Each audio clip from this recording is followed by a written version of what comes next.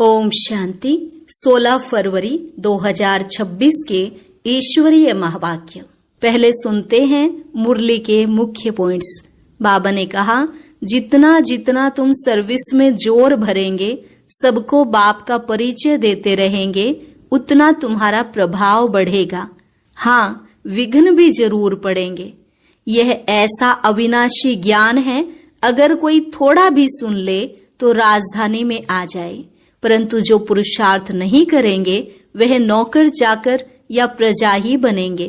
फिर बाबा ने कहा, तुम्हारा है सहज राजयोग, इसमें हट से बैठने की दरकार नहीं, तुम जैसे चाहो वैसे बैठ सकते हो, सिर्फ आत्मा समझ बाप को याद करते रहो।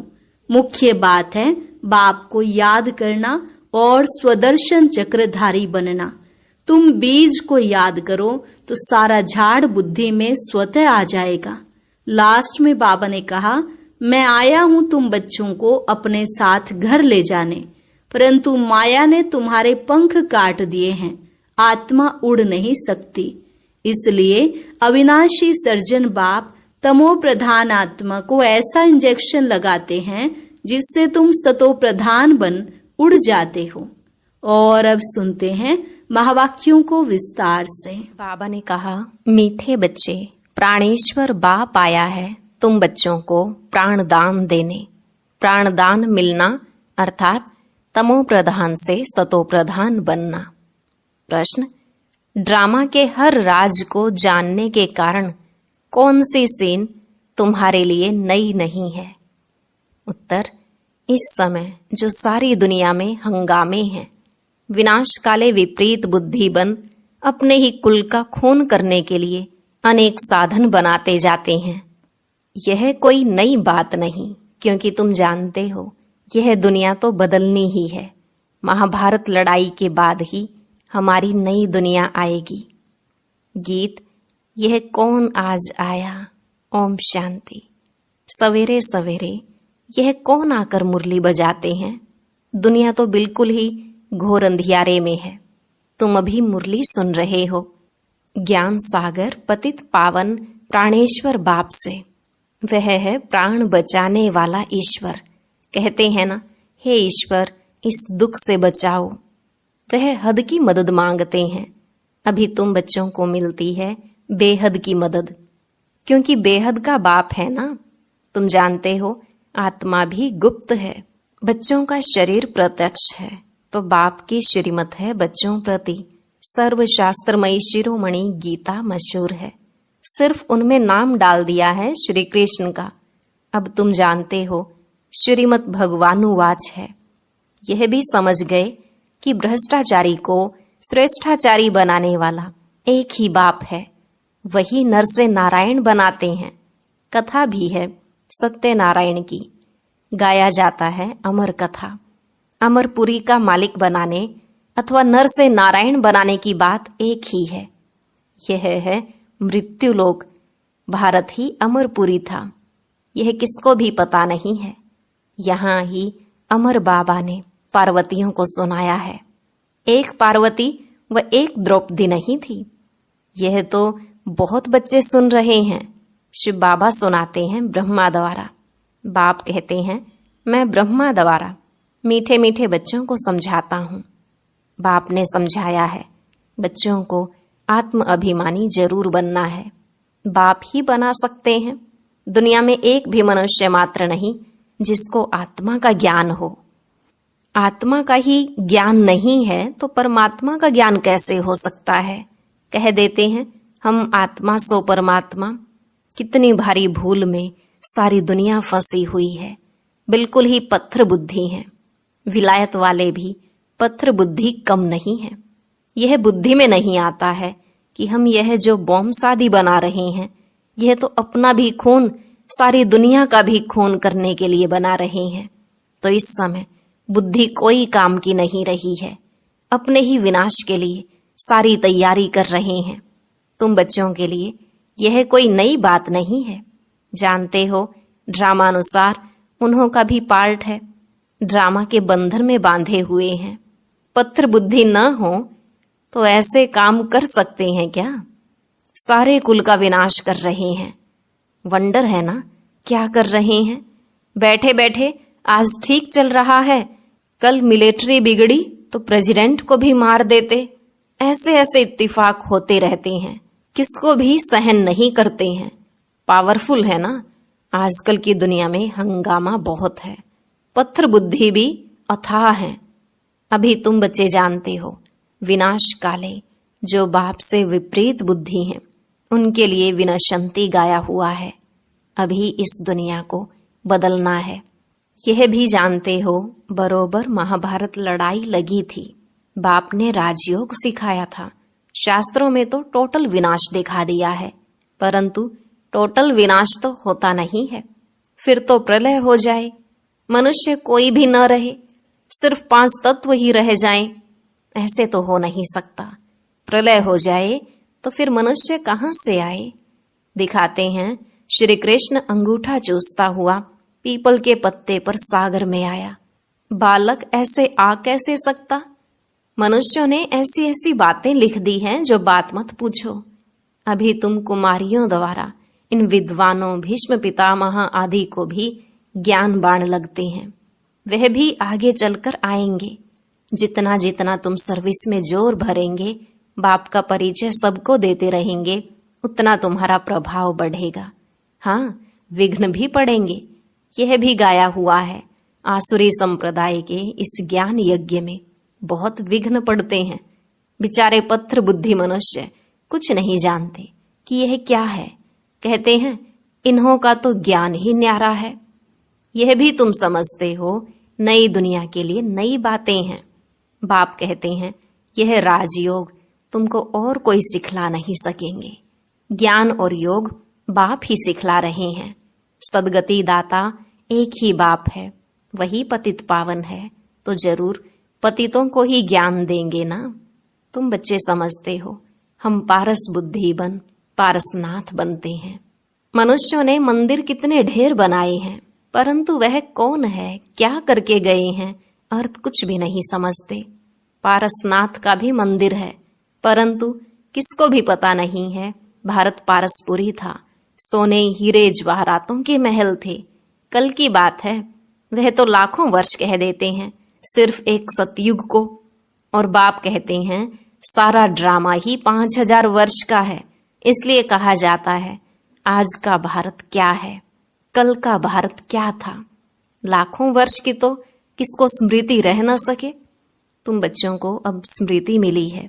जानते हो, बाबा हर 5000 वर्ष बाद आकर हमको स्मृति दिलाते हैं। तुम बच्चे स्वर्ग के मालिक थे। 5000 वर्ष की बात है। कोई से भी पूछा जाए इन लक्ष्मी नारायण का राज्य कब था, कितने वर्ष हुए, तो लाखों वर्ष कह देंगे। तुम समझा सकते हो, यह तो 5000 वर्ष की बात है। कहते भी हैं क्राइस्ट से इतने समय पहले पैराडाइज था। बाप आते ही हैं भारत में, यह भी बच्चों को समझाया है। बाप की जयंती मनाते हैं तो जरूर कुछ करने आया होगा।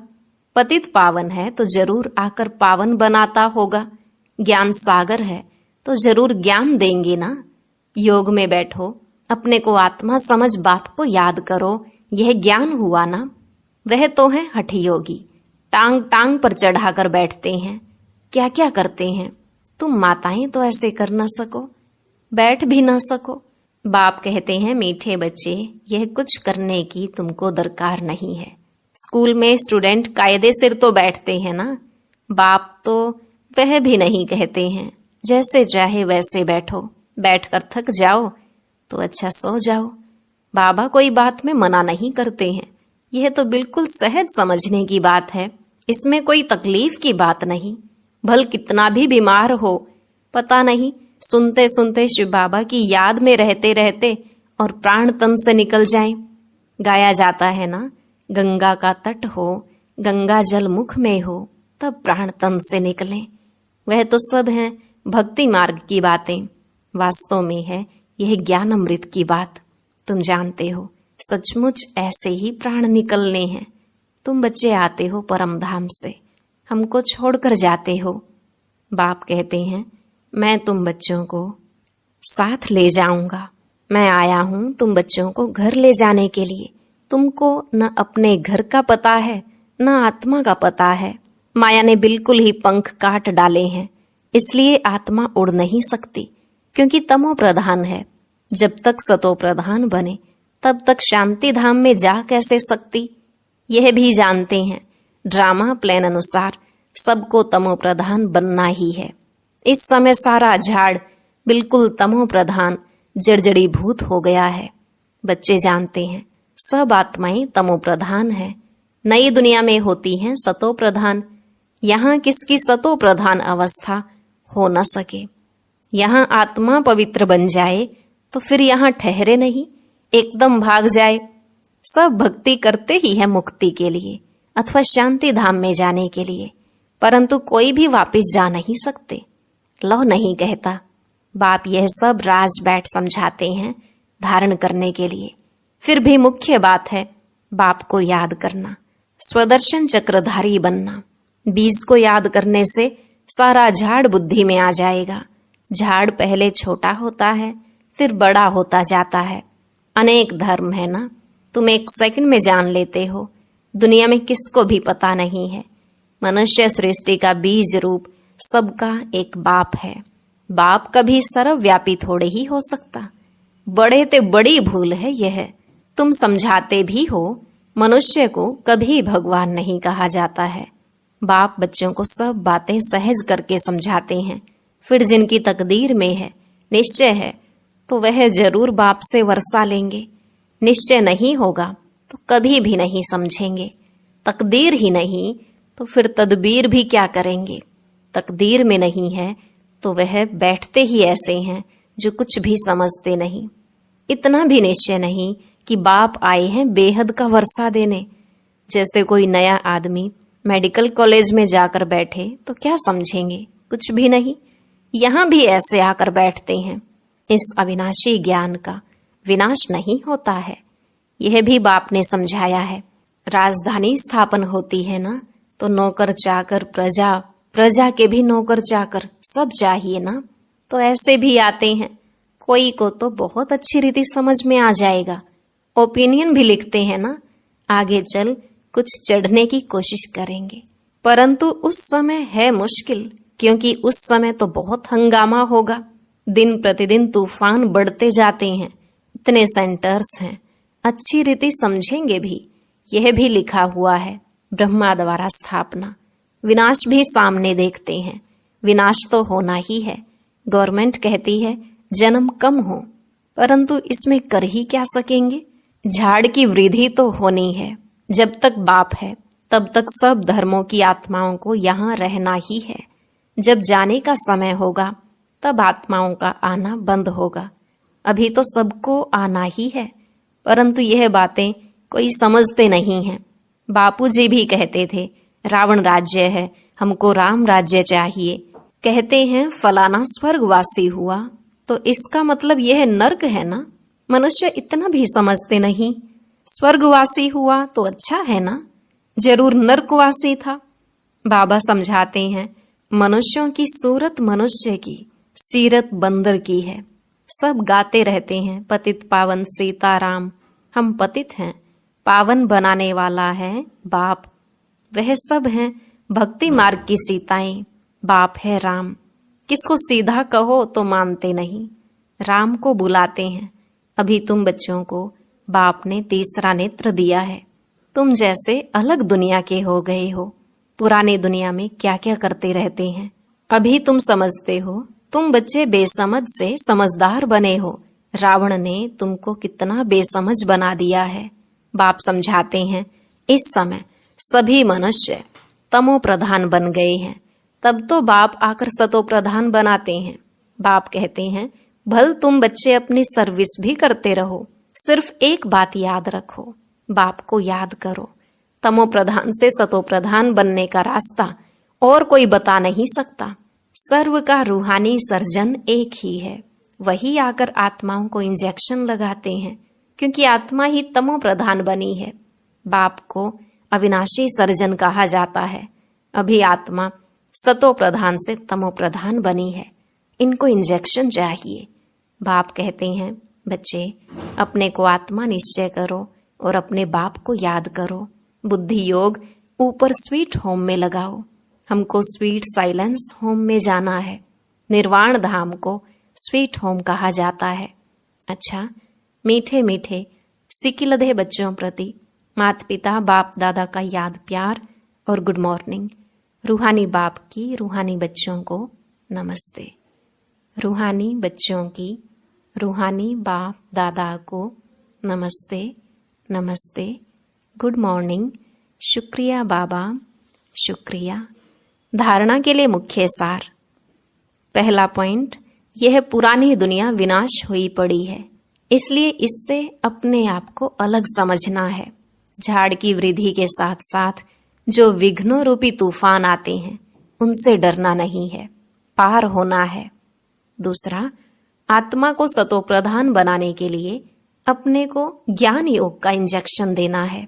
अपना बुद्धि योग स्वीट होम में लगाना है। वरदान, पहले आपके पाठ द्वारा ताजधारी बनने वाले चतुर सुजान भव। पहले आपके पाठ द्वारा ताजधारी बनने वाले चतुर सुजान भव। बाबा ने कहा, जैसे बाप दादा अपने को ओबीडिएंट सर्वेंट कहते हैं, सर्वेंट कहने से ताजधारी स्वतः बन जाते हैं, ऐसे आप बच्चे भी स्वयं नम्र चित बन दूसरे को श्रेष्ठ सीट दे दो। उनको सीट पर बिठाएंगे तो वह उतरकर आपको स्वतः ही बिठा देगा। अगर आप बैठने की कोशिश करेंगे तो वह बैठने नहीं देगा, इसलिए बिठाना ही बैठना है। तो पहले आपका पाठ पक्का करो, फिर संस्कार भी सहज ही मिल जाएंगे, ताजधारी भी बन जाएंगे। यही चतुर सुजान बनने का तरीका है। इसमें मेहनत भी नहीं, प्राप्ति भी ज्यादा है। स्लोगन, अव्यक्त स्थिति का अनुभव करने के लिए अंतर्मुखी एकांतवासी बनो। अव्यक्त स्थिति का अनुभव करने के लिए अंतर्मुखी एकांतवासी बनो। अव्यक्त इशारे एकता और विश्वास की विशेषता द्वारा सफलता संपन्न बनो। अभी तक अलग अलग फूल अपनी अपनी रंगत दिखा रहे हैं, लेकिन जब गुलदस्ते के रूप में अपनी खुशबू फैलाएंगे, शक्ति दल प्रत्यक्ष होगा, तब यह संगठन की शक्ति परमात्मा प्रत्यक्षता के निमित्त बनेगी। अभी एक एक अलग होने के कारण मेहनत ज्यादा करनी पड़ती है, लेकिन जब संगठन एकमत होगा तो मेहनत कम, सफलता जास्ती होगी। और अभी सुनते हैं